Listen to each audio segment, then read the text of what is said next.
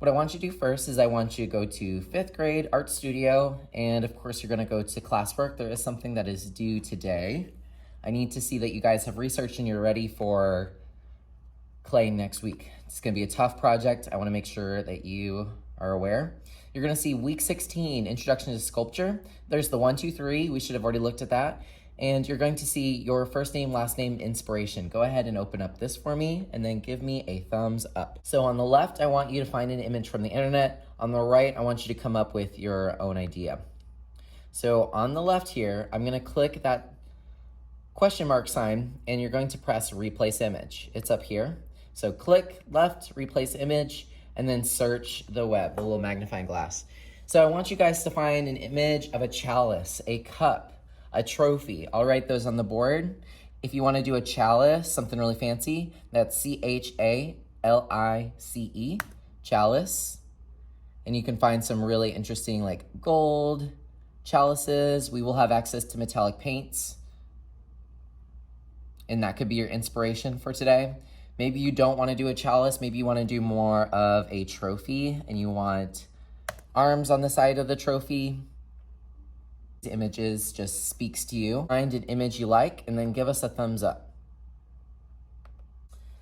All right, and then over here is gonna be your idea. You guys are going to draw out your idea for me. We're gonna take some notes together too. And then you guys are gonna upload a photo here and that's all you need to do today. So right now, let's go ahead and close our Chromebook because we still need this.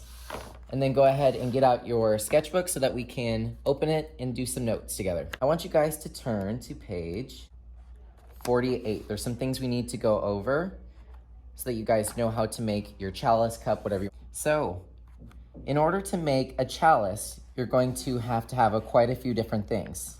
And I'm gonna just draw it real quick over here. You don't have to do this yet. At the very bottom of a chalice or trophy, whatever you're gonna make, you're going to have a slab. That's kind of like this very thick piece of clay that keeps it grounded. And then it moves up and it has what's called a coil, this kind of column. It's basically a very thick cylinder, and that's gonna hold the actual cup. On top is going to be the pinch pot, and I'm gonna show you how to attach all these pieces.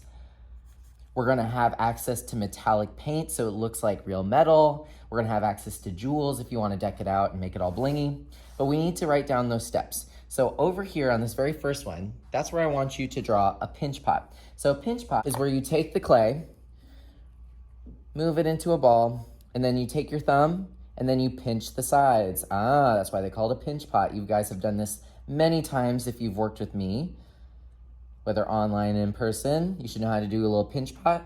So that's what I want you to draw here. I draw an ellipse, like so, and then the letter C. You can make it look 3D if you want. Just something so that you remember the top is going to be a pinch pot. All right, a coil. I just draw a snake. A coil of clay is just a snake of clay.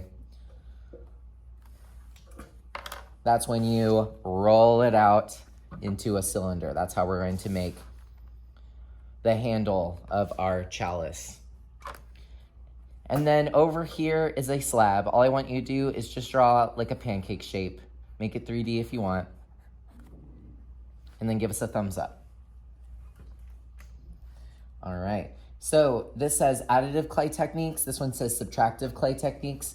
We're not gonna write anything for them. You just need to know that add, it means that you're adding clay. Subtractive means that you're subtracting clay. If you're adding clay, you need to slip and score so that they don't fall apart. Now, here's where you guys are going to draw your chalice. I want you to tell me, is it going to have handles on the side like a trophy? Is it going to have diamonds? I want you to really think out the whole thing. Think about color, think about line. How do you want it to be decorated?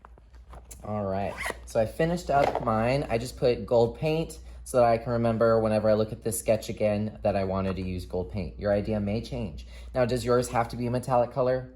No, remember we have so many different colors that you can choose from. We're gonna have a lot of gold and silver if you do wanna choose metallic. All right, so now I have my idea. I'm ready to upload it. So now you'll have an image of what inspired you. You're going to click the second question mark, press replace image, and then you're going to click camera. Press replace, and you have finished. There's a couple more things I want you guys to do, just so that you guys are ready. You have your idea. I went over clay expectations.